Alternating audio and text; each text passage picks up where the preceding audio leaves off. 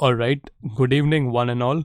My name is Somil Shah, and in this video I want to share how I coded the Tic Tac Toe game in just 800 below 800 lines of C++ code. So here is the entire logic for my Tic Tac Toe game. Here you can see.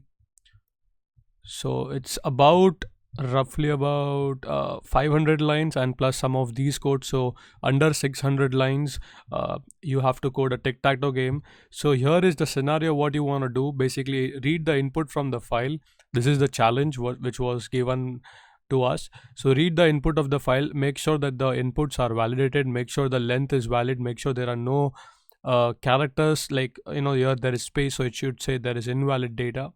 Make sure all of these is fine. Once that is validated, you have to also take care that if someone like gives you input like x like 4 or 5 times and then o, so that's an invalid input, right? So you should also take care of that. So I'm gonna share my logic to you, how I developed it, how I coded it right from scratch. I have also used operator overloading and class in this tutorial. So here you can see my driver code or the client code, which is pretty neat. So just few lines of code. This is the code that it is the main.cpp file, right? So simply I'm inputting from a file, right? I'm outputting into a file. The output is saved on the file as well. While the file is reading, I see out equals to this, so that this proves that I'm using an operator overloading. I'm using a stream. I've overloaded the stream insertion operator. Then I've also outputting into the file. So simply by doing this, now let's go at the backend code and see what's actually going on in the recipe. So before that, let's see the recipe of recipe, or like a menu card. So this is kind of a menu card. Like this is called as a header file. This is what I did. Basically, I created a vector called as matrix, which has all the empty values. Right now I created a temp vector which I would be accessing it right when I'm reading the characters from the file. Here I have a constructor, I have a destructor, I have a method known as set position, which will take data from the file. Then I have a method known as friend, which is doing an overloading of an operator, right? So then I have a method known as print matrix, which accepts a 1D character vector, and then it prints a 2D vector like this one. I'm gonna share my logic as well. So I have a method known as win, validate, and I have a compute the move. So the computer should also predict what the next move should be, and it should play also. So now let's go to the main file, that is the CPP, which is the where the entire logic is there. So let's break this down into our following parts. So the first part was like reading the input from the file. So if you go scroll a little bit down, this is not yep, right there. So here you can see set position, right? So for auto x pause, that means pause means it's the input. I'm iterating over the input. I'm taking all the characters and I'm pushing it into a vector. So 1D vector, and then I return the vector, right? This vector is right there, which is defined in the header file, right? So once that is done, I go to the overloaded class, that is a OS stream operator. What I do is I again iterate over that operator, I mean the temp object or the character of the sequence, which is defined right here in the header file. Once that is done, what I need to do is basically I need to call the function known as validate, which does all the validation. Let's move to the function known as validate and see what kind of validation it performs. So let me search for the function validate. Let me close this so it's easy for us to yep, that's the function. Let me close this as well. Let's expand this.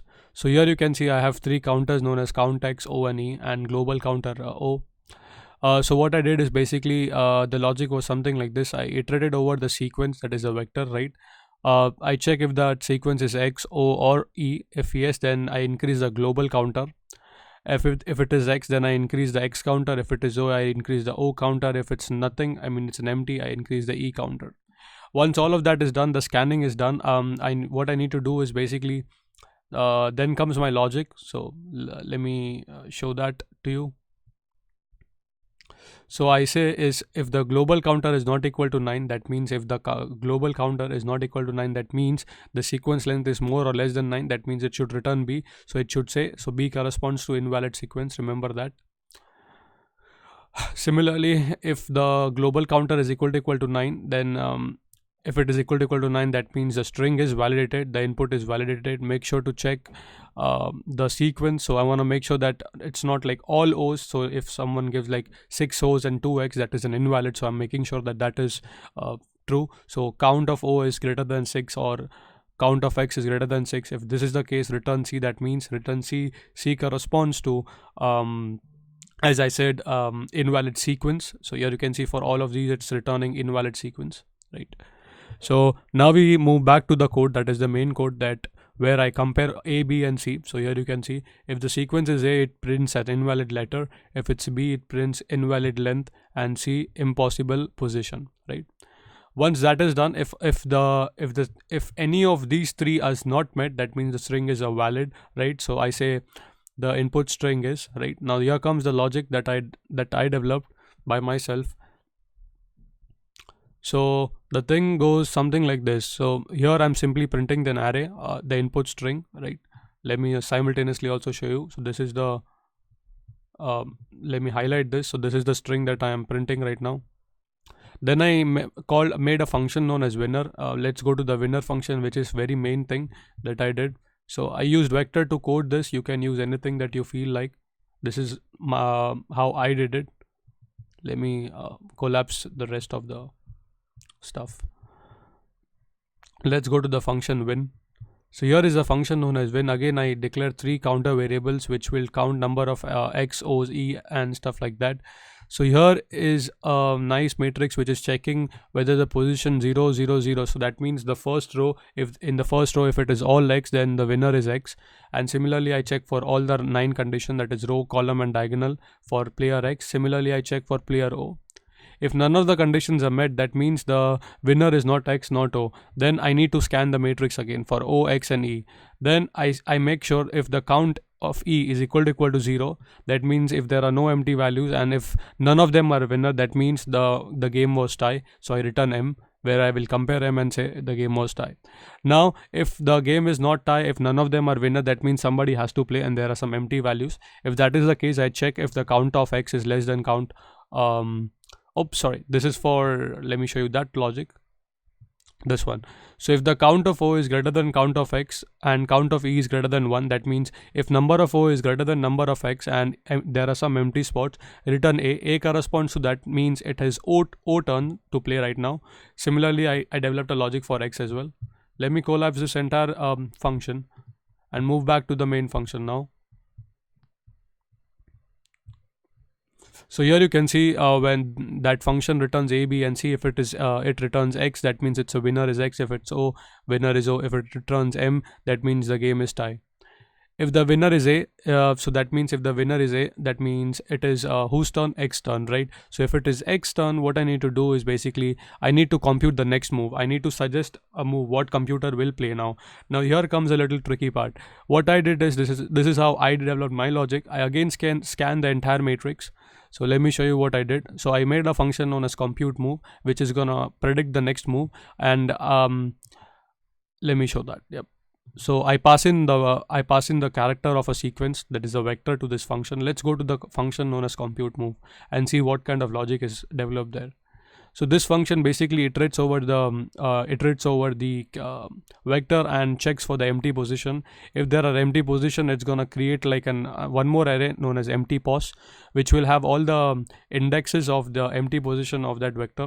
So once you have all the position of that vector, what I do is I call a random function. I choose a random value from that empty position vector, and at that position you should mark E or O. I mean whosever turn it is. Remember, this function also takes a mark. Mark can be X or O, so it will mark either X or O. So that's what the computer will play after suggesting a move. So that's the logic for that. So here you can see let me just collapse a little bit. So if it is A, I compute the move, I call the function, it is going to compute the move. Here you can see mark X, that means it's going to be X turn, and this is the entire logic for X. Similarly for the B, if it is O's turn, then call the function, mark it as this stuff. Now finally, this is the entire code. Let's look at the code, how we did. Here you can see welcome to Tic Tac Toe. This is invalid input. We make sure that this is invalid. This is an invalid letter. That means we tell the compiler it is invalid. So for this input string, here you can see it is clearly the winner is O. Our function takes care of that. winner is X, the function takes care of that as well. Now here you can see the winner is O again. So here you can see in the standing first column. Now here is the case where a match is tie. Here you can see there are no empty values, that means the match is tie. After that we see number of X and number of O's. If number of O is less than number of X, that means it's O turn, and if it's O turn, the computer has to suggest a move. Here you can see a capital O denotes that the computer has suggested to mark O at this position. Very smart enough. Similarly for X, here you can see computer suggested to mark X at this position. If there is X at the center, that means of course it's only one X, so O's turn it is. O played it here. The computer suggested that you should play here. And similarly for the X. So this is the entire Tic Tac Toe game. It took me about 24 hours. I was coding Saturday and Sunday, 6 hours each. It took me 2 weeks to do this, and I had really fun coding this assignment. By the way, if you are very much interested in knowing the or getting the source code of this, let me quickly pull up my GitHub account and wanna share this to you. I have an entire report from wherever I took the references from whatever part. I'm very honest. If I'm using a code of anybody's, I make sure to give them a credits always.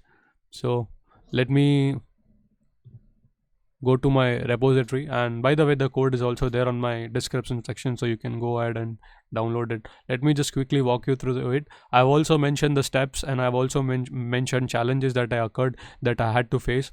And here are the links or the references that I choose, and here are the output files. Here is the entire PDF report and the code of the assignments with the compiled C++ binary files. So thank you for watching. I hope you have enjoyed and learned something new. If so, do give a like and make sure to try this project when you have time. It is really fun. It's gonna test your C++ skills to a lot. So I would highly recommend you guys to take some time out and practice this code out.